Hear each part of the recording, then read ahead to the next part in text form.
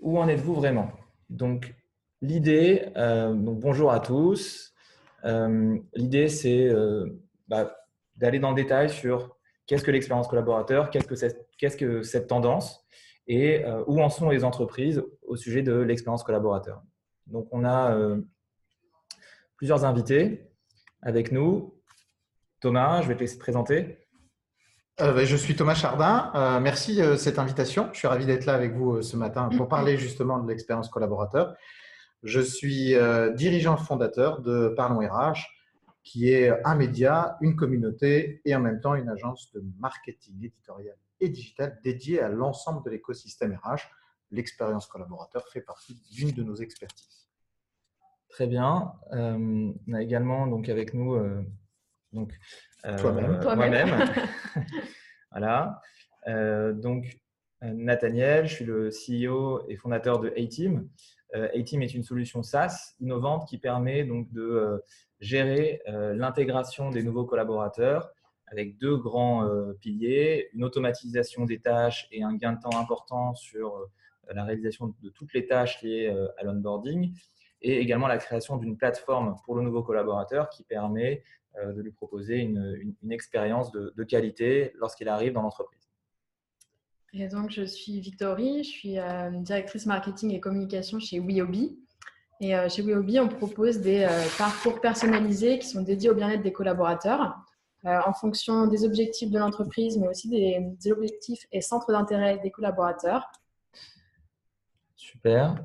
Donc, l'expérience collaborateur, où en est-on en 2018 ? Je vais laisser la parole à Thomas qui a travaillé donc, sur un baromètre. Donc, c'était la première édition de ce baromètre sur l'expérience collaborateur.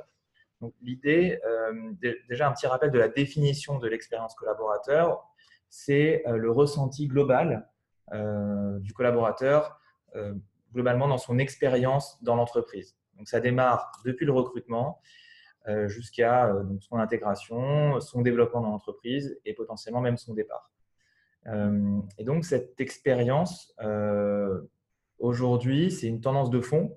Thomas, comment tu vois un petit peu les choses, toi qui as analysé cette tendance, quels en sont les enjeux et est-ce que tu peux nous en dire un petit peu plus en tant que spécialiste ? Volontiers, avec plaisir, mais ce que je vous propose, c'est effectivement de vous restituer quelques indicateurs principaux, pas tous les indicateurs de ce baromètre-là que vous pouvez trouver sur notre site en accès gratuit. Je ne vais pas rentrer dans le détail de tous les chiffres, je vais essayer vraiment de brosser en une dizaine de minutes un panorama de cette pratique-là. Je reviens juste sur la notion d'expérience collaborateur. Pour répondre à ta question d'introduction, nous, on a utilisé, et c'est un terme qui est repris, la notion de collaborateur et pas la notion de salarié ou d'employé. Bon, employé, ça correspond à un statut en France et c'est une traduction de l'américain. Et on n'a pas pris la notion de salarié parce qu'on voulait avoir une approche justement plus large qui englobe les évolutions des formes du travail. Donc, la notion de collaborateur pour nous, ce n'est pas uniquement un salarié au sens contractuel du terme, c'est quelqu'un qui collabore, qui coopère. Donc, ça peut être un freelance, un indépendant. Donc, on est déjà, au travers de cette appellation expérience collaborateur, intégré une dynamique plus large qui sont les évolutions des formes d'emploi. La collaboration commence probablement avant le recrutement et finit plus tard, peut-être à la mort, qui sait. Donc, sur l'expérience collaborateur, on a fait une enquête. Un des indicateurs importants de cette enquête-là, c'est qu'il y a eu plus de 1016 professionnels des ressources humaines qui ont répondu. Et une des premières questions où on s'attendait à une réponse positive, mais peut-être pas aussi forte que celle-là, c'était est-ce que vous connaissez l'expérience collaborateur ? Et on voit qu'il n'y a que 3 petits pourcents qui ne connaissent pas du tout cette démarche, etc. 3 petits pourcents qui ne connaissent pas. Donc, on va dire que c'est une pratique, ça y est, qui est connue. En tout cas, l'appellation est bien identifiée. Juste Thomas, est-ce que tu peux rappeler qui étaient les personnes interrogées dans le cadre du baromètre ? Alors, c'était l'ensemble du marché, puisque le positionnement de Parlons RH s'adresse à tout le marché, donc les prestataires, le monde académique et puis bien sûr les professionnels RH. À 2 tiers, c'était des professionnels RH. Et à 1 tiers, ce qui nous a permis un certain nombre de comparaisons, des prestataires RH. Et puis, il y avait un petit 10%. Alors, okay, ce n'est pas exactement il y a 2 tiers, 1 tiers. Il y a un 10% qui était plutôt du monde de la recherche ou des salariés qui n'étaient ni dans la fonction RH, ni chez des prestataires. Et on est grosso modo on est représentatif du tissu économique français, ou plutôt du tissu économique français dans lequel est la fonction RH. Une question qui était de dire, bon, ok, vous connaissez l'expérience collaborateur, au moins de nom, mais est-ce que pour vous, c'est une tendance stratégique? Parce qu'aujourd'hui, tout est stratégique. Donc, on a posé un certain nombre de questions. Là, vous en avez une, mais il y en avait d'autres sur cette thématique-là. Est-ce que c'est une tendance de fond? Est-ce que c'est une pratique à la mode, etc. 71% des répondants, des professionnels RH, nous disent ça, c'est du stratégique, ça engage la performance à long terme de l'organisation. Il y avait une autre question qui était de dire est-ce que c'est une tendance de fond? La réponse est 80%. Donc, on n'est pas sur l'écume des choses. On est vraiment sur quelque chose qui est une lame de fond qui vient en profondeur presque impacter l'organisation. Ok. Sur ce que peut apporter l'expérience collaborateur pour la fonction RH. Alors, il y a d'autres questions et je vous invite à télécharger le baromètre juste pour regarder le détail de ces questions qui traitent justement de l'intérêt et des bénéfices de la démarche d'expérience collaborateur pour l'organisation. Mais là, c'était pour la fonction RH et on voit qu'elle a deux bénéfices principaux. Le premier, c'est de recentrer la fonction RH sur son sujet premier, l'individu, la personne, le collaborateur. Et le deuxième sujet, le deuxième bénéfice de la démarche, c'est de se recentrer sur son rôle stratégique. C'est vraiment très dominant, hein, c'est-à-dire qu'on n'est pas sur 20%, 20%, 20%. On est sur deux bénéfices majeurs qui viennent là, c'est l'expérience collaborateur permet à la fonction RH d'être plus stratégique et de se reconcentrer sur le H de DRH. Les autres bénéfices ne sont pas anecdotiques, mais quand même, on n'est pas là dans une… Ça ne fait que confirmer le fait qu'on n'est pas dans une pratique à la mode qui va faire pchit. On n'est pas dans de la com, puisque améliorer son image interne, c'est que 11%. L'efficacité opérationnelle ou l'optimisation des process, ce n'est pas ce qui est en premier recherché dans l'expérience collaborateur. D'accord. Alors, il y a une question qui était qui n'est pas ici, mais qui me semble juste, je la fais en 2 secondes, c'est une tendance stratégique, c'est une tendance de fond, ça concourt à la performance de l'organisation, ça permet à la fonction RH de recentrer, d'être plus stratégique et de se recentrer sur l'humain. À la question, on a posé, mais au fait, qui doit être propriétaire d'une certaine manière? Le leader, le responsable de l'expérience collaborateur? La réponse a été à 90% la fonction RH, à 90%. Donc, tout ça est du périmètre de responsabilité des professionnels RH et notamment de la DRH. C'est pour mettre en perspective la réponse qui est ici. OK, donc c'est super important, je le dis comme ça. À 80%, tout le monde pense que c'est super important et que c'est à la fonction RH de le faire. Autre question, est-ce que vous l'avez mis en pratique? Réponse, 73%, presque l'inverse du 80% précédent, non. Autrement dit, on a un discours ambiant et une volonté affirmée des professionnels RH d'aller sur cette dynamique d'expérience collaborateur. On sent bien que c'est quelque chose qui va irriguer toute la performance de l'organisation. Mais on est un peu au niveau du discours et pas du passage à l'acte.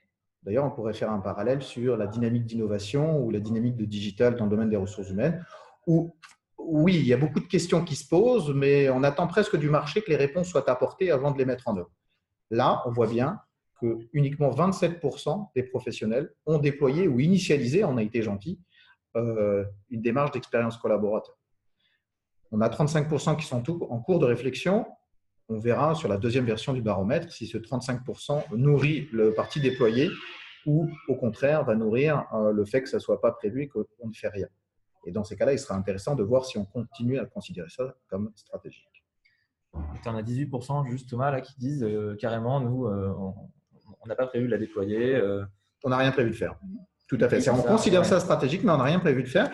Et c'est aussi le propre de la fonction RH, qu'il y a un certain nombre d'activités régaliennes. Il y a plus de 100 évolutions légales qui impactent chaque année le bulletin de paye. Vous avez la réforme du Code du travail, la réforme de la formation, la fusion AGIC-ARCO. Bref, ils ont pléthore de sujets. Ils ne peuvent pas tout d'un coup s'accaparer une nouvelle thématique comme ça. Et alors, comment tu expliques aujourd'hui que voilà, on analyse que les retours des entreprises, voilà, c'est important, on veut y aller, c'est quelque chose de stratégique pour nous, ça impacte la performance. Et en même temps, aujourd'hui, on voit bien qu'il y a des blocages, on voit bien que concrètement, il y en a qui prévoient même pas de la déployer. Comment tu expliques qu'il y a un décalage en fait entre les deux? Alors, il y aurait plusieurs éléments de réponse. Comme on est pris par le temps, je vais juste en faire. Je vais donner deux éléments de réponse. D'une part, c'est normal que dans une pratique qui se développe, tout d'un coup, elle mûrit dans la réflexion avant de passer à l'action.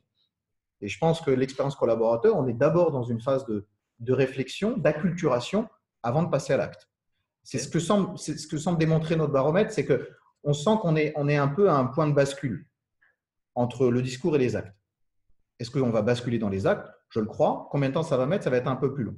Donc, premier élément de réponse, c'est de dire c'est normal, toute chose nouvelle, avant qu'elle se mette en œuvre, il faut d'abord, avant de passer de l'idée à l'innovation, il y a d'abord la notion d'idée, et c'est plutôt ça la notion d'expérience collaborateur. Le deuxième point, il est un petit peu plus historique sur la fonction RH, c'est que la fonction RH est très courageuse.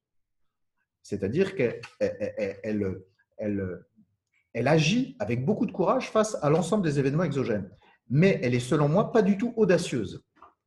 C'est-à-dire prendre le leadership sur des choses nouvelles, presque s'accaparer un terrain de légitimité nouveau pour foncer, avec une prise de risque, en partant du principe que de dire tiens, l'échec va nourrir ma réussite. On n'est pas du tout culturellement là-dessus dans la fonction RH. Et pourtant, ce que signifie l'expérience collaborateur, c'est ça. L'innovation RH et le digital RH aussi. C'est-à-dire de dire, n'attendons pas le code du travail qui nous fournisse un certain nombre de réponses pour pouvoir agir, agissons pour le bien de l'organisation et des collaborateurs, et même de la fonction RH. Et on n'est pas encore dans cette culture-là. Donc, il y a souvent d'ailleurs une confusion chez les professionnels RH entre audace et témérité. Non, la témérité, c'est foncer tête baissée sans se préoccuper du risque. Moi, je dis, prenez le risque de l'échec ne peut que nourrir votre réussite. Je vois en face de moi, il y a marqué « je ne perds jamais, soit je gagne, soit j'apprends », qui est dans Nelson Mandela. Ce n'est pas une maxime forcément chez les DRH et je milite pour que ça le soit. N'hésitez pas aussi à poser des questions. Donc, on a Aliénor qui récolte en fait les différentes questions. On essaiera d'y répondre pendant la présentation, donc à quelques questions qui seront sélectionnées. Et puis, à la fin, on terminera par une session de questions-réponses. Donc, l'idée, c'est que ça soit interactif et que vous puissiez réagir. Donc, on essaiera de répondre à l'ensemble de vos questions. Oui, il y avait un certain nombre de questions et là, c'est pour te passer la main. Quoique c'est la question d'après, mais ce qui était intéressant, c'est aussi un élément de réponse par rapport à ta question. Pourquoi on n'y est pas encore? Mais parce que l'expérience collaborateur, c'est la mesure de la perception. On est bien, tu l'as dit en introduction de la définition, c'est l'évaluation de la perception. Qu'est-ce que ressent un collaborateur? On est dans un domaine typiquement marketing. Et pour les RH, le marketing, c'est un peu les paillettes, le cosmétique, la manipulation. Il faut pouvoir s'accaparer tout un champ d'expertise nouveau qui est le marketing RH. Et c'est compliqué ça pour la fonction RH. Et donc à la question quand on leur dit au fait qui vous allez cibler ou sous-segmenter, quelle est la réponse? Tous les collaborateurs sans distinction. Ça montre bien qu'on est à l'opposé d'une démarche marketing. Quand vous posez la question à quelqu'un qui est dans le retail, c'est qui votre marché cible, votre sous-segment? Est-ce que c'est la ménagère de moins de 50 ans, de plus de 50 ans, les jeunes, etc. Il va sous-segmenter son marché, proposer une promesse, des bénéfices, un service différent, puisque l'expérience collaborateur, ce n'est pas tout le monde vit la même expérience. Au contraire, elle est très individualisée. Là, la réponse de la fonction RH, c'est de dire non, moi, j'ai qu'un seul marché, sans aucune distinction. Je m'adresse à tout le monde de la même façon. Or que la fonction RH, c'est la fonction qui segmente le plus. Les jeunes, les moins jeunes, les seniors, ceux qui viennent d'arriver, ceux qui vont partir, les hommes, les femmes, les salariés en situation de handicap, les hauts potentiels. On n'arrête pas de segmenter. Mais on ne segmente pas dans une optique marketing, on segmente dans une optique technico-légale. Qu'est-ce que nous impose le Code du travail? Je ne dis pas qu'il ne faut pas répondre, évidemment, aux évolutions du Code du travail. Je dis juste que la logique est complètement différente. C'est quels sont les ensembles homogènes, distinctifs, d'attentes et de besoins qui me permettent de constituer presque des packages de services, comme en marketing. Et après, je vais évaluer la perception. 85% des salariés pensent que la paye est fausse en France. C'est de la perception, parce que ce n'est pas la réalité. On peut se dire, ce qui compte, c'est que pour l'URSSAF ou pour l'emploi, ça soit juste. Non, c'est aussi que la perception. C'est les premiers clients normalement du bulletin de paye. Hein. L'origine du bulletin de paye, c'est une obligation légale d'information. Donc, s'ils pensent que c'est faux, ça serait bien de corriger ça. Donc, c'était un élément de réponse. C'est intéressant. Ça concerne tous les salariés, mais elle doit quand même être adaptée aussi. Enfin, tu parlais de l'adapter selon les profils. Tu ne vas pas avoir la même expérience si tu es un freelance, si tu travailles depuis chez toi, si tu es sur différents sites. En effet, cette expérience va concerner tous les salariés, mais comment du coup l'adapter? Je pense que c'est aussi ça l'enjeu des professions RH ou des talent managers qui sont avec nous. C'est comment l'adapter, comment la calibrer selon les profils en fait. Bah, il faut, alors, selon les profils, attention à préjuger d'une segmentation qui est sa propre segmentation, c'est-à-dire son propre besoin. Son propre besoin, c'est souvent de répondre à une obligation légale. Un collaborateur, il s'en fiche de savoir qu'il est senior à plus de 45 ans. Ce n'est pas ça son souci. Donc, il faut avoir une approche marketing, c'est de dire écouter son marché et donc mesurer les perceptions, mesurer les attentes, identifier les irritants, identifier les insatisfactions dans les différents points d'interaction avec l'entreprise, constituer, finalement, analyser, évaluer le besoin et le ressenti. Juste, commençons par ça, quel BABA. Hein. L'expérience collaborateur, ça commence par le BABA. Aujourd'hui, on ne mesure pas la perception des collaborateurs. Hein. Donc déjà, si on pouvait la mesurer, la perception, j'entends. Quand je pose la question à des professionnels RH, quels sont les outils, les techniques que vous mettez en place pour mesurer la perception des collaborateurs, des candidats, etc. On répond souvent l'enquête de climat social annuelle. Ouais. Bon, ça mesure le climat social. Et c'est une fois tous les ans. Ça ne va pas dire est-ce que le service formation, je généralise, hein, est-ce que la prestation du service formation est correcte? Finalement, on parle souvent de symétrie des attentions, dans l'expérience collaborateur notamment, évidemment, mais on parle peu de symétrie des outils, des techniques. Est-ce que vous faites des focus group? Est-ce que vous avez des systèmes de remontée d'informations, etc. Ce qui n'est pas le cas. Pourtant, les outils et les startups sont là. Hein. Aujourd'hui, dans les RH, voilà, il y a un vrai engouement dans l'innovation. Je pense qu'on voit beaucoup de startups. Ce n'est pas forcément non plus toujours simple pour les professionnels d'identifier du coup quels sont les acteurs. Mais c'est vrai que quand tu parles de la perception et de la mesurer, aujourd'hui, il y a énormément d'outils sur le feedback. Donc, la mesure de cet engagement. Donc, c'est vrai qu'aujourd'hui, les outils d'innovation sont là et peuvent aider aussi les professions RH. Sauf que la problématique d'innovation dans la fonction RH n'est pas une problématique d'outils, c'est une problématique culturelle. D'abord. Et donc, oui, au départ, il y a une impulsion technologique qui change nos habitudes, nos attentes, comme l'expérience collaborateur. Mais il faut d'abord avoir la culture, le mindset, le réflexe de dire « Ah, tiens, la perception d'un collaborateur est intéressante, ça va me permettre d'agir. » On sait que les outils sont là. Ils sont très nombreux. D'ailleurs, ils ne font que renforcer la difficulté d'appréhension culturelle, d'acculturation des équipes RH à ces besoins d'évaluation. Pourquoi? Parce qu'il y en a presque trop. Si on regarde l'ensemble des startups RH dans le lab RH, c'est difficile d'y voir clair. C'est tant mieux. Il y a une belle dynamique, il y a une belle énergie. Il ne faut pas qu'elle soit contre-productive. On reçoit pas mal de questions hein, donc, de Véronique ou de Rutéa. On ne vous oublie pas, posez-les et puis on y répondra au fil de l'eau. C'est vrai que le temps passe vite déjà. Concrètement, sur les contours, de cette expérience, tu as pu mesurer quand même un certain nombre d'activités qui sont caractéristiques de l'expérience collaborateur. Alors, on a cherché effectivement à un peu prioriser, même si c'est difficile. Il y a des biais, dans toute enquête, il y a des biais, et donc il n'y a aucune vérité. On dégage des grandes tendances. Et on a posé donc la question aux professionnels RH, quelles sont les pratiques RH prioritaires dans le cadre de cette expérience collaborateur. Et on voit que l'intégration arrive en premier. C'est bien pour nous, ça. C'est très bien pour vous, mais est-ce que c'est… Je pense que l'existence de l'ETIM répond effectivement à une attente très forte du marché qui est… On prend conscience qu'on n'a qu'une seule fois la possibilité de faire une bonne impression. Et que ce qui est important, c'est d'avoir un continuum dans la promesse de la marque employeur entre la phase amont de candidat recrutement après le management d'ailleurs. On voit d'ailleurs le triptyque, hein, intégration, management, recrutement. Voilà les 3 points de l'articulation majeure d'une bonne expérience. Management, est-ce que qu'est-ce que tu veux dire par management? Alors, rien de ce que, enfin, on a mis management pour dire c'est le rôle du management d'accompagner le management. Donc justement, volontairement, on n'y a pas mis de définition. Ok. Chaque professionnel RH l'entend comme il le C'est pas la veut. formation des managers, par exemple. Non, pas du tout. Ok.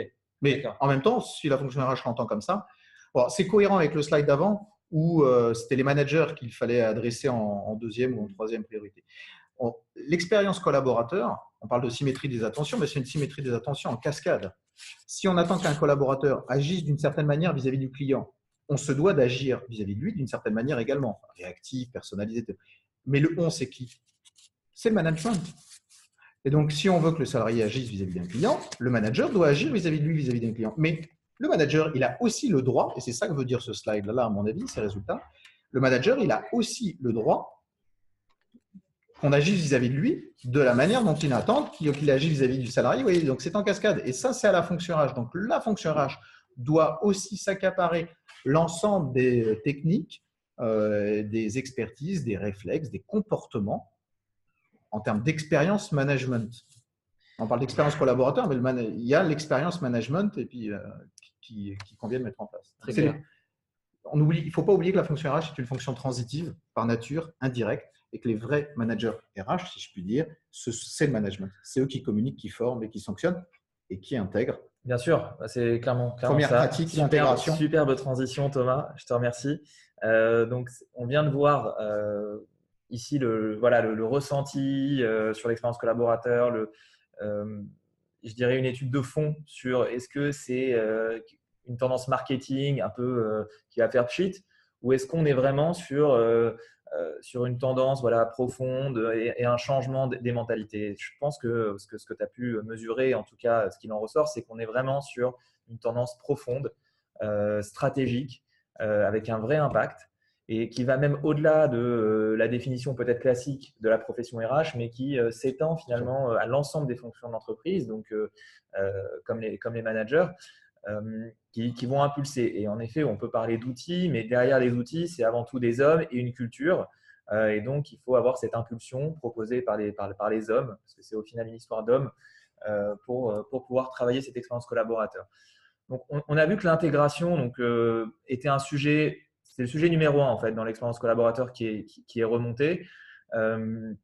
Et donc, pour parler d'A-Team, en fait, on a nous développé une solution qui permet justement de gérer en fait cette période à partir du moment où on accepte l'offre d'embauche jusqu'aux 6 à 12 premiers mois dans l'entreprise. Et c'est vrai, tu parlais de besoins. Au départ, on est réellement parti d'un besoin d'entreprise, en fait, d'un problème à résoudre que nous ont remonté les entreprises sur lesquelles elles n'étaient pas équipées, elles n'avaient pas d'outils et elles souhaitaient justement s'équiper pour pouvoir proposer une meilleure expérience. Donc, A-Team, aujourd'hui, si vous voulez, sur l'intégration, on voit bien qu'il y a encore un travail d'évangélisation important. Tu parlais donc du fait qu'il y avait un décalage entre le discours et la réalité. Pour parler des retours terrain concrets, 65% des entreprises françaises n'ont pas mis en place encore de système d'intégration. Ça, c'est une étude notamment qui a été développée par LinkedIn, où on voit justement qu'aujourd'hui, beaucoup d'entreprises n'ont pas de système d'intégration. Et pour parler toute la journée à des entreprises qui travaillent sur ces sujets, en effet, on voit que souvent, il n'y a pas grand-chose en fait. Il n'y a pas grand-chose. Pourtant, cette période, elle est clé, elle est fondamentale.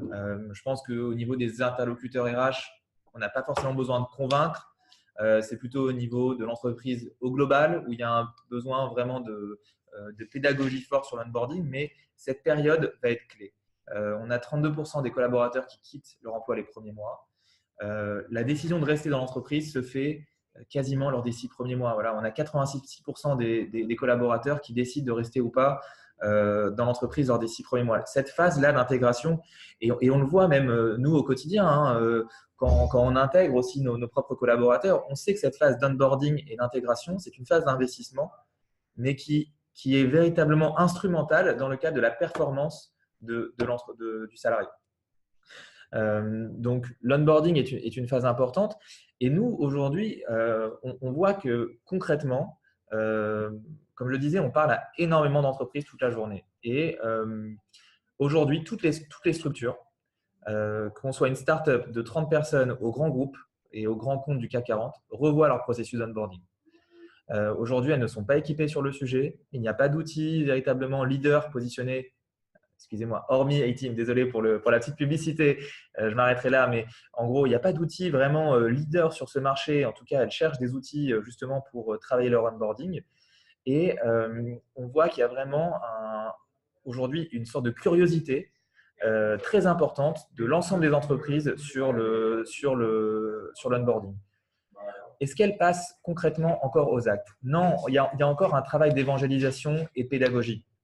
Comme j'expliquais, souvent voilà, on a des curieux qui viennent un peu comprendre voilà, quel est l'impact. On nous demande pas mal de pédagogie et de chiffres pour pouvoir présenter au COMEX ou aux autres personnes de l'entreprise l'importance de l'intégration. Donc, maintenant, on parle aussi à beaucoup de managers et de membres du COMEX qui se mobilisent sur le sujet. Aujourd'hui, des CEO, des COO prennent en lead le sujet de l'intégration et souhaitent faire quelque chose. Donc, on est vraiment comme tu l'as dit, je pense, à un point de bascule entre la prise de conscience, la pédagogie et l'envie de passer aux actes. Et on voit qu'il y en a quand même un certain nombre qui passent aux actes. Aujourd'hui, on arrive à travailler avec des grandes entreprises qui ont compris l'intérêt et la valeur ajoutée que pouvait proposer l'onboarding.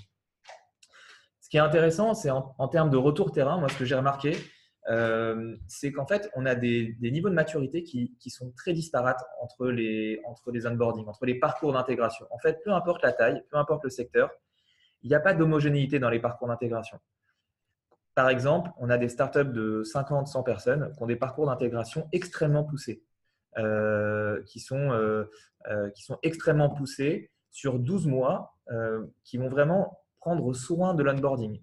Et en revanche, on a des grands comptes qui n'ont rien, qui ne sont pas équipés sur ce sujet. Ou alors, on a des grands comptes qui ont des parcours d'onboarding, mais qui sont mal équipés. En fait, on a vraiment pas de tendance claire sur les parcours d'onboarding selon les tailles et les secteurs. Il y a aujourd'hui un besoin. Alors, on avait une question sur l'expérience collaborateur, comment l'adapter au métier. C'est vrai que c'était une question notamment de Véronique. Comment l'adapter au métier? C'est vrai que typiquement, ce qu'on voit, c'est que selon les métiers, on va définir des parcours d'intégration différents.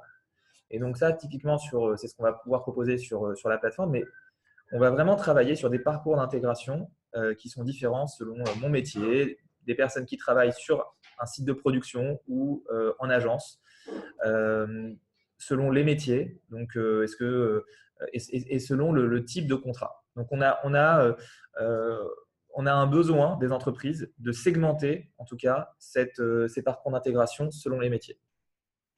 Les retours terrain des entreprises. Alors, c'est vrai que là, on a eu par exemple Ornella qui nous dit « Je confirme, A-Team est un super outil, gain de temps de visibilité ». On a des retours terrain, vous allez dire c'est évident, extrêmement positif, mais on voit qu'il y a, je dirais, un côté psychologique très fort et une perception en interne qui est très positive. C'est-à-dire que l'intégration est vue comme quelque chose de positif dans l'entreprise. Ce n'est pas une notion de flicage, si je peux me permettre de parler ainsi, mais voilà, les collaborateurs souhaitent s'impliquer. Donc, on voit que les parrains prennent souvent leur rôle à cœur, les managers impulsent cette politique d'intégration et on a une vraie volonté en interne, en tout cas, de vraiment travailler cette intégration et donc, il y a une vraie perception et une vraie envie. Donc, mon retour aujourd'hui, c'est de vous dire concrètement, les entreprises et les collaborateurs ont à cœur de mettre cette expérience collaborateur en pratique. C'est vraiment ça, moi, le sentiment que j'ai, c'est qu'il y a un vrai engouement, il y a une vraie envie de passer de la théorie aux actes. En fait. Et donc, sur les besoins des entreprises, on a une partie, la partie administrative, mais qui n'est pas forcément ce qui est une des parties, mais c'est vraiment la partie, je dirais, formation qui est clairement clé. On parle de stratégie, mais voilà, aujourd'hui, quand quelqu'un arrive, il faut le former, c'est évident. Et donc, de pouvoir accélérer son ramp-up ou son intégration va clairement déterminer sa performance. Et donc, il y a un vrai enjeu de formation dans l'onboarding. On parle de l'aspect social, mais c'est vrai qu'il y a aussi une notion de sociabilisation, de rencontrer les différentes personnes dans l'entreprise. Et ça aussi, on a des immersions. On parle de vie ma vie souvent, vie ma vie dans tel poste. Donc ça fait partie de l'expérience. Et également la culture d'entreprise. Je dirais qu'on n'a qu'une chance de faire une bonne première impression. C'est vrai que de pouvoir véhiculer la culture d'entreprise dès le départ, et finalement, c'est la force des grandes entreprises américaines, même si on peut regarder ça aussi avec un peu de recul. Mais c'est par exemple Google qui a inventé la notion de parrain. Et voilà, quand on arrive chez Google, pour avoir discuté avec certaines personnes de chez Google, on sent vraiment qu'on fait partie d'une équipe. Il y a une identification très forte et des valeurs clés. Voilà. Et finalement, on peut s'inspirer de ce côté positif, de véhiculer une culture d'entreprise très forte. Et l'intégration va vraiment aider à créer cet environnement et à partager les valeurs et la culture de l'entreprise. Voilà, donc il y a plein d'autres éléments. C'est vrai qu'il y a aussi le lien. Il y a des choses de l'expérience collaborateur un peu basiques, mais les entreprises y arrivent. Globalement, c'est quand j'arrive à avoir son poste de travail, à avoir ses accès à ses logiciels. Un ami qui a été recruté dans une grande banque a mis il y a exactement 6 semaines à pouvoir se connecter à ses premiers logiciels. 6 semaines. La perception qui en a été faite derrière, on a l'impression qu'on arrive dans une entreprise qui est restée un petit peu dans l'ancien monde. Donc, c'est des choses, je dirais, de process qui semblent évidents, mais qui parfois ne sont pas faits. On va passer. Alors, je vais peut-être prendre une question. Une question sur l'onboarding. Un outil pour l'onboarding et pour le recrutement, un pour la cooptation, un pour la formation, impossible côté budget. Alors, le budget, je comprends. C'est vrai qu'il y a une multiplication des outils. La question, c'est le budget associé pour quel retour sur investissement? Est-ce que ce budget va vous faire gagner en temps? Est-ce que ce budget va vous faire gagner en productivité, va vous permettre d'accélérer la formation? Et en fait, derrière, s'il y a un ROI qui est mesuré et qui est important pour vous, il faut y associer le budget en fonction de ce ROI. Je peux juste un point, je peux me permettre de vous taquiner, Arthur. Il y a le ROI et puis il y a le RONI, le Return on Non-Invest. C'est-à-dire, quel est le coût de ne pas le faire? Tout à l'heure, tu disais un chiffre sur le nombre de personnes qui partaient pendant les 6 premiers mois. Il y a un autre chiffre de la DARES qui dit que 36% des salariés embauchés en CDI partent la première année. 36%. Plus d'une personne recrutée sur 3 en CDI. On peut se dire, quel est le coût de ne pas investir puisque la plupart des entreprises ne sont pas équipées. Donc oui, ça représente un budget. Ça représente encore plus de budget que finalement de remplir l'eau du bain qui se vide plus vite, le du bain des talents qui se vide plus vite qu'autre chose. Donc, ce ne sont pas des rustines, c'est au contraire des vraies solutions. Que de se préoccuper de la thématique en tout cas, voilà, que d'y mettre, alors que ce soit du budget interne, externe, de l'énergie, du process, de l'organisation, etc. Peu importe. Ce qui me semble important, c'est d'avoir un continuum de promesses entre avant et après. Il y a le pré-boarding, l'onboarding, le post-boarding presque. Et donc, ce que tu disais, c'est que l'outil est très structurant. Il permet de donner une impulsion, c'est-à-dire qu'il permet de se fédérer autour de la démarche. Si sans outil, vous dites, oh, en fait, maintenant, on va faire de l'onboarding, c'est moins impactant en interne que de dire, tiens, maintenant, on a E-Team, regardez les managers, regardez les équipes RH, regardez les équipes DSI, regardez, voilà, ça permet de structurer la démarche. Ça, c'est pour te vendre un peu. Non, mais Thomas, je le crois. Je vais te recruter. Non, mais je le crois sincèrement. C'est vrai que c'est une conviction qu'on a tous. Ça paraît évident, en fait, ça paraît très logique, mais voilà. Donc, il y a vraiment aujourd'hui, en tout cas, une envie. Moi, ce que je ressens, et je passerai ensuite la parole à Victory, qui va nous parler également du retour des entreprises. On est en train de passer du discours aux actes. Voilà, concrètement, nous, ça fait maintenant 1 an et demi qu'on évangélise autour de l'onboarding et on voit depuis quelques mois qu'il y a une vraie envie d'avancer, il y a une vraie envie de basculer.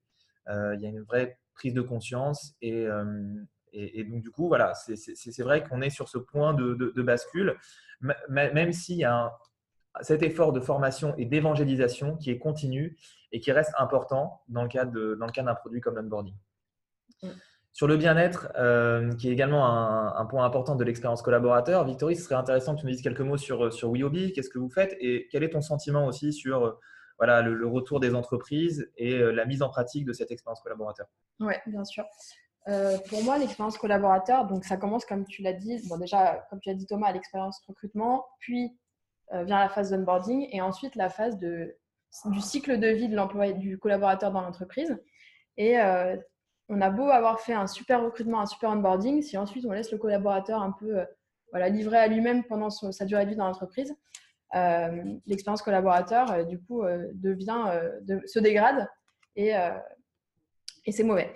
Et pour moi, du coup, une bonne expérience collaborateur, ne peut pas être réalisée sans une politique de bien-être au travail. Il y a une question qui fait partie du baromètre que tu as présenté, Thomas, mais que tu n'as pas présenté au départ, qui a été posée aux professionnels. C'est possible, il y en avait plein de questions. Qui a été posée aux professionnels RH, c'était quels sont pour vous les objectifs principaux de l'expérience collaborateur ? Et je vais m'appuyer là-dessus du coup pour répondre et pour montrer en quoi le bien-être est un déterminant clé de l'expérience collaborateur. Pour 66% des répondants, l'expérience collaborateur sert à améliorer la performance globale de l'entreprise. Pour 52%, l'objectif, c'est d'améliorer la qualité de vie au travail des collaborateurs. Et puis vient ensuite l'attractivité de l'entreprise, l'amélioration du service client et la réduction du turnover. En quoi le bien-être, ça va permettre d'atteindre tous ces objectifs qui ont été cités par les professionnels RH. D'abord, je dirais que quand on achète un produit d'une marque, nous, en tant que client, on achète une promesse, on achète des valeurs et on paye ça en euros. Quand on achète un iPhone, c'est parce que voilà, on aime la marque, on aime les fonctionnalités, on adhère aux valeurs de Apple. Et bien, le collaborateur, c'est la même chose. Quand il rejoint une entreprise, il adhère à ses valeurs, à une promesse qu'on lui fournit au départ et il paye ça, pas en euros, mais avec son engagement au sein de l'entreprise. Et à partir du moment où son expérience au sein de l'entreprise devient négative, il va le raconter. Au même titre que lorsqu'elle est positive, il va le raconter et en parler. Et à l'heure actuelle, on sait que les collaborateurs communiquent sur les réseaux sociaux beaucoup plus vite que leur entreprise. Et notamment, 95% des candidats se renseignent sur l'entreprise avant de postuler, d'où l'intérêt de maintenir une bonne expérience de travail et un contexte positif de bien-être au travail, je dirais, dans l'entreprise. Donc ça, c'est pour répondre aux objectifs d'attractivité de l'entreprise et de marque employeur. Il y a une deuxième chose, c'est Richard Branson notamment qui disait ça, « Employees first, customers second ». Si les employés sont heureux, alors ça va se ressentir sur toutes les strates de l'entreprise et au final, ça va se rejaillir sur le client final. Et donc, l'objectif qui est d'améliorer la qualité de service client, je dirais qu'elle passe d'abord par améliorer la qualité de vie des collaborateurs. Et enfin, il y a un enjeu qui est très important et qui a été soulevé notamment dans les questions là déjà qu'on a pu avoir, c'est le budget et donc la performance. Et c'était très intéressant ce que tu disais, Thomas, sur le fait de ne pas investir, combien ça coûte aussi. Pour moi, le bien-être contribue effectivement à la performance de l'entreprise. Alors, il y a plein d'études qui le montrent, des études de la NACT, de la Sofres, de Sodexo. Et 70% des chefs d'entreprise qui ont mis en place des actions de qualité de vie au travail témoignent d'effets bénéfiques sur la productivité de leur organisation. Donc, on se rend compte c'est les chiffres et les études qui le prouvent, qu'il y a vraiment un lien entre le bien-être et la performance. Malheureusement, en France, et peut-être que c'est exacerbé dans la fonction RH, et c'est ce que tu disais, il y a des résistances au changement et donc des idées reçues qui persistent. Et le bien-être, c'est encore vu comme un nice to have dans l'entreprise. C'est quelque chose qui est difficilement mesurable parce que c'est de l'ordre souvent du ressenti et qu'on n'a pas forcément de chiffres à mettre derrière. Et la troisième idée reçue, c'est que le bien-être nuit à la productivité parce qu'on n'a pas forcément envie de... On se dit, oui, mais si je paye des cours de yoga à mes salariés, ils vont passer du temps à faire leur yoga et pas à travailler. Donc ça, c'est les idées reçues et je voulais vous les montrer pour que vous puissiez vous positionner, parce que c'est quand même le titre du webinaire, de voir où est-ce que vous en êtes, vous, dans votre entreprise et même vous-même en tant que RH, à quel niveau vous vous situez. Voilà. Et je vais vous montrer que, bien sûr, par les retours qu'on a sur le terrain de nos clients, que le bien-être n'est pas un nice to have, mais c'est vraiment un must-have aujourd'hui. Je vais prendre l'exemple de Mano Mano. Pour ceux qui ne connaissent pas, rapidement, c'est les leaders, c'est une marketplace de bricolage, leader en Europe. On donne accès à tous les collaborateurs à une application qui leur permette de réserver et de créer les activités de leur choix et de les faire avec leurs collègues au sein de l'entreprise. Quand je dis activités, ça peut être à la fois des activités sportives, culturelles, artistiques, mais aussi des formations pour développer leurs compétences, leurs soft skills. On a une question paintball avec son patron. C'est difficile de faire le paintball dans l'entreprise. Oui. On a une question de Véronique très intéressante, justement. Comment maintenir une bonne expérience et une qualité de vie au travail positive, une QVT positive, dans un contexte social difficile? Est-ce qu'il n'y a pas un paradoxe dans le discours entre ce contexte difficile et une bonne QVT? Ça, c'est un aspect dont on n'a pas parlé parce que ça ne nous concerne pas directement nous chez A-Team ou chez WeHobby, mais c'est l'offboarding en fait, qui fait aussi partie de l'expérience collaborateur et qui est… Pour info, c'est un module qu'on propose également sur A-Team. Bon, voilà, très bien alors. Voilà, parfait. Mais c'est en fait, l'expérience collaborateur, elle ne s'arrête pas au moment où l'employé part. Aujourd'hui, on va connaître entre 10 et 13 transitions professionnelles chacun dans nos vies. Et du coup, même si on part d'une entreprise, on peut aussi être amené à amener un moment dans notre vie à y retourner dans cette entreprise, justement. Moi, je pense, juste pour… Ouais. J'ai envie de prendre un peu l'inverse. Au contraire, raison de plus pour essayer de mettre en place des pratiques de bien-être ou de qualité de vie au travail qui soient adaptées. Il s'agit d'éviter les effets de balancier, c'est-à-dire qu'il ne s'agit pas de dire on n'avait rien et tout d'un coup on fait tout à 100% et youpi, c'est la fête du slip, alors que le climat social est dégradé. Donc, mais ça, la fonction RH sait très bien faire preuve de tempérance et de discernement, de trouver le bon équilibre. Il faut juste être un petit peu plus audacieux dans le chemin de crête qui est à prendre. Oui, quand il y a un climat social difficile, il faut pouvoir s'occuper de ceux qui restent ou de ceux qui vont moins bien, justement, pour les tirer un petit peu plus vers le haut. Il ne s'agit pas non plus de courir dans les couloirs avec des nerfs partout, etc. Donc, il faut qu'on évite dans toutes les situations les extrêmes. Mais ça ne s'oppose pas et je pense qu'au contraire, ça se nourrit. Ouais. Je pense qu'au contraire, on a besoin d'une bonne marque employeur et d'une bonne expérience collaborateur, surtout quand ça va mal. Est-ce que toi, quels sont les besoins? Tu vois qu'aujourd'hui, est-ce que tu vois un engouement justement des entreprises sur l'expérience collaborateur, des curieux? Ouais, c'est ce qui ressort du baromètre, c'est que c'est un sujet qui est jugé stratégique et qui recouvre plusieurs aspects du cycle de vie du collaborateur dans l'entreprise. Et donc, il faut prendre en compte, nous, les entreprises viennent principalement nous voir pour des enjeux d'engagement des collaborateurs, de réduction du stress, d'améliorer la cohésion d'équipe, de développer aussi la marque employeur. Et bien sûr, j'ai mis la performance au centre parce que c'est ce qui ressort toujours, ce qui est sous-jacent, c'est toujours comment on améliore la performance. Et au final, c'est ça qui est quand même recherché par les RH. Très clair. Écoute, merci Victory pour cette présentation. Donc, on va arriver à la fin de notre webinaire. Il nous reste une dizaine de minutes. Donc, l'idée, c'est là d'être dans une phase d'interactivité avec vous, pour ceux qui sont encore là. Donc, on a pas mal de questions. Le reproche fait à l'expérience collaborateur est souvent que c'est une démarche uniquement marketing. Comment mieux la valoriser? Thomas, c'est peut-être pour toi ça. Le marketing, ce n'est pas ça. Ce n'est pas quelque chose de creux. Ce n'est pas du vide. Ou alors, on ne parle pas du même marketing. La démarche marketing, c'est d'écouter un besoin et d'y répondre avec authenticité et vérité. Donc, oui, c'est une démarche marketing où il faut écouter un certain nombre de besoins et y répondre, pas y répondre pour faire plaisir, y répondre dans le cadre d'un business model, d'une stratégie, d'une marque employeur. On a évoqué ce point-là. L'expérience collaborateur, à mon avis, n'est pas une fin en soi. La fin en soi, c'est la marque employeur. C'est quelle est la promesse que je dois générer. Je ne sais pas si tout d'un coup, alors je vais dériver un tout petit peu, mais si l'expérience, c'est l'excellence, la rigueur, la ponctualité, la précision du chiffre, et que vous êtes dans un cabinet d'expertise comptable, tout va bien. Si vous êtes dans une agence de créa, ce n'est pas forcément adapté comme expérience. Donc, la bonne expérience, c'est celle qui est fonction de votre business et donc aussi de la marque employeur que vous voulez diffuser. Il n'y a pas de bonne ou mauvaise expérience. Tout dépend de ce que vous voulez faire. Donc, justement, Routea qui nous demande est-ce qu'il y a des formations en marketing RH car la plupart des RH sont davantage issus de formations RH, tout à fait. ou psycho même.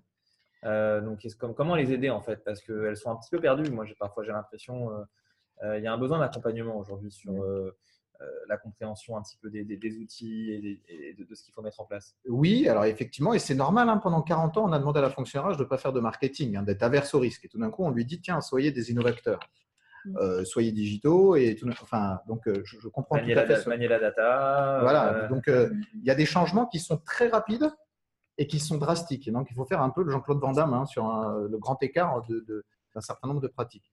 Pour répondre à Routea, contactez-moi. Et je rajouterais autre chose pour répondre à la question de Routea, c'est que maintenant, il y a des collectifs qui commencent à émerger, comme la Happy Tech, et justement qui regroupent l'ensemble de ces nouvelles solutions qui permettent de mettre la technologie au service du bien-être au travail, de l'expérience collaborateur. Et c'est aussi une entité qui peut être interrogée et qui va permettre de proposer différentes solutions à vous, RH. Véronique, donc, qui pose pas mal de questions en fait sur l'onboarding. Comment gère-t-on la passerelle entre l'onboarding avec les mails perso et les outils RH avec les mails pro? Et y a-t-il des leviers plus forts en termes d'expérience candidat, comme la rémunération pèse plus que l'intégration ou la formation? Alors, sur l'onboarding, c'est vrai qu'au départ, avant que la personne arrive, on n'a pas encore son mail pro. Donc, on va passer par son mail perso. En revanche, il est essentiel de pouvoir rapidement connecter, je dirais, l'outil d'onboarding avec les différents systèmes présents dans l'entreprise afin de créer des passerelles. Concrètement, l'outil aussi propose la création même des adresses email et vous pouvez tout à fait imaginer un switch entre les adresses pro et les adresses perso à tout moment. Donc ça, voilà, ça peut se faire. Et aujourd'hui, est-ce que l'onboarding et l'intégration est un levier plus que la rémunération? C'est compliqué. C'est évident, la rémunération va jouer. Mais aujourd'hui, on est quand même dans un contexte de guerre des talents. On voit bien que la rémunération n'est pas le seul critère. Surtout n'est plus le premier facteur en fait pour ouais. rejoindre une entreprise. Maintenant, c'est plutôt tout ce qu'il y a autour, justement, le sens, l'expérience qui est proposée. Donc, la rémunération vient en second. Donc, c'est vrai qu'aujourd'hui, la qualité d'un parcours d'intégration, mais ça va au-delà, c'est plus une culture finalement, je dirais. Est-ce qu'on est dans une culture de formation, de développement du salarié, de faire en sorte qu'on va lui proposer des perspectives d'évolution, qu'on va prendre en considération son feedback. Voilà. Je pense que c'est des critères aujourd'hui qui sont importants. On parle d'expérience collaborateur, mais c'est aussi donc les outils. Si dès que j'ai une demande, je dois attendre plusieurs semaines avant qu'on me réponde. Si pour contacter tel directeur, c'est la croix et la bannière dans l'entreprise. Si je n'ai pas des outils comme du chat un petit peu interactif que peuvent me proposer des outils comme Slack ou Workplace by Facebook, je pense que ce sont des critères, en tout cas de décision importants pour les nouvelles générations. On est quand même dans un monde du travail qui a changé. On est sur des modes de collaboration qui sont différents aujourd'hui. Évidemment, c'est le travail à distance, c'est le mode freelance, des horaires qui peuvent être flexibles.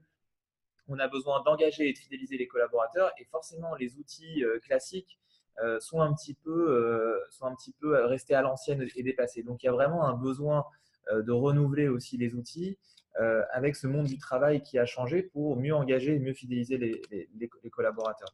Donc voilà un petit peu mon retour en tout cas sur cette expérience qui est clé quand on veut recruter un collaborateur.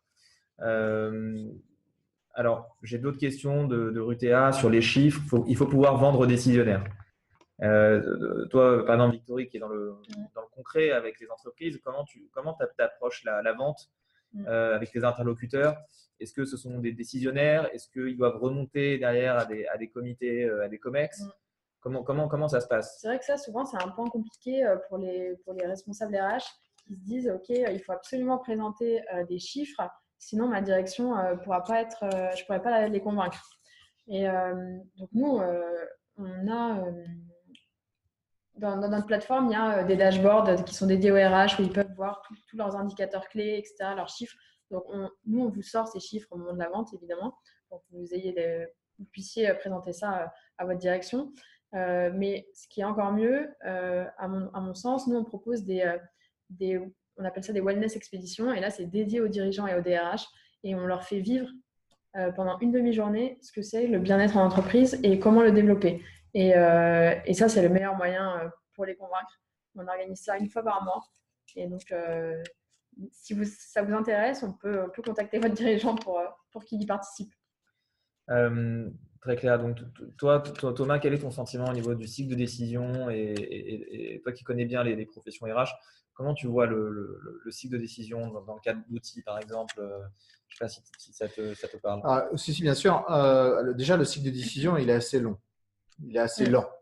Ouais. Non, mais il faut se le dire. C'est vrai. Voilà. Donc, je pense que toutes les startups, ça leur parle pour les raisons que j'évoquais tout à l'heure. C'était une forme d'aversion pour le risque qui est normale, qui est culturelle.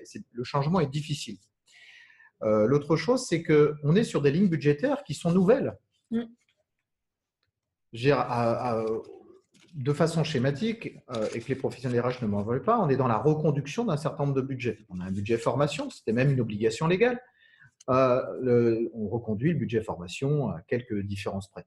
On a un budget recrutement, les managers, les opérationnels nous disent on a tant besoin de recrutement, on reconduit ce budget recrutement. On a un budget SIRH paye, on a un prix au bulletin de paye, on le reconduit. Tout d'un coup, il y a la guerre des talents. Et on est en train de se dire, tiens, comment est-ce qu'on optimise les différents points que j'ai évoqués? Mais on ne les optimise pas, ça ne permettra pas de la gagner. La guerre des talents ne se gagnera pas en optimisant les points que je viens d'évoquer. Et ce que tu disais, les trucs un peu obsolètes et un peu vieillissants, c'est important, ils existent, il faut qu'ils soient bons, il faut qu'ils soient opérationnels. Et donc, il va falloir les défendre avec audace, avec des chiffres. En parlant du ROI et du Return on Non-Invest, effectivement, il va falloir aller défendre des budgets qui sont peut-être plus importants que les budgets actuels. On n'avait pas de process d'onboarding, on n'avait pas d'outil d'onboarding. Factualiser ce que ça va rapporter, oui, il y a des éléments chiffrés, mais il y a un moment, il faut y aller avec sa conviction. Il faut y aller en disant, OK, je vous explique, tous les feux du business sont au vert, il y a un feu rouge clignotant, c'est le feu de la RH. Et donc, c'est pour adresser celui-là, il va falloir, on ne gagne pas la guerre avec une petite cuillère, quoi. Voilà. Donc, il faut investir la guerre des talents, la guerre de l'attention, la guerre de l'intérêt, parce qu'il y a aussi ça derrière tout ça. Il faut travailler sa marque employeur, travailler son expérience collaborateur, travailler ces différents process qui concourent à ces démarches-là, travailler la qualité de vie au travail. C'est long, c'est difficile, c'est coûteux. Donc, je comprends que le process de décision soit un peu long, mais on n'est pas encore dans cette démarche où on y va avec son bâton de maréchal, où on explique en codir, OK, l'expérience collaborateur, c'est le projet majeur des 3 prochaines années. Parce que sinon, le plan stratégique, on ne le fera pas. On n'est pas encore dans cette dynamique-là, me semble-t-il. Mais c'est vrai qu'il y a des logiques qui sont un petit peu nouvelles. On le voit, c'est l'A/B testing d'outils, l'utilisation de la data. Finalement, c'est des notions qui sont peut-être plus liées au marketing ou au DSI ou au manager. Tout d'un coup, les DRH se retrouvent un petit peu face à tous ces outils qui peuvent vraiment leur faciliter leur quotidien. Et en tout cas, je dirais qu'il y a un travail vraiment de compréhension de l'impact de ces outils et de ce que ça peut vous apporter dans le quotidien. Et il y a des nouvelles pratiques finalement liées au digital, comme l'A/B testing, comme la mise en place de POC, etc., que vous pouvez aussi reprendre à votre compte. Donc, il ne faut pas hésiter dans cette logique de test and learn, d'agilité. Vous pouvez aussi, grâce aux startups, rentrer dans un état d'esprit qui est un peu différent de ce que vous connaissez traditionnellement et qui vous permet aussi de transformer de manière profonde l'entreprise et d'être derrière la transformation digitale des entreprises et la capacité d'attirer des talents. En tout cas, ça fait un peu plus maintenant 1 heure qu'on est ensemble. C'est très intéressant. Il y a encore pas mal de participants. On a des questions. On peut en prendre quelques-unes. On peut rester encore quelques minutes. Comment conseillez-vous, Gaël, pour une entreprise de communiquer en externe sur l'expérience collaborateur? Ça, c'est peut-être plus pour Thomas. Alors, difficile sans connaître le contexte de l'entreprise. Donc, je vais essayer de répondre par une pirouette. Non, parce qu'il n'y a pas forcément de bonne réponse. Évidemment, ça dépend de la dynamique, de la promesse employeur que vous voulez. Et je répondrai, la pirouette serait la suivante. Surtout ne communiquez pas. L'expérience collaborateur, c'est par les porosités de l'entreprise qu'elle va se communiquer.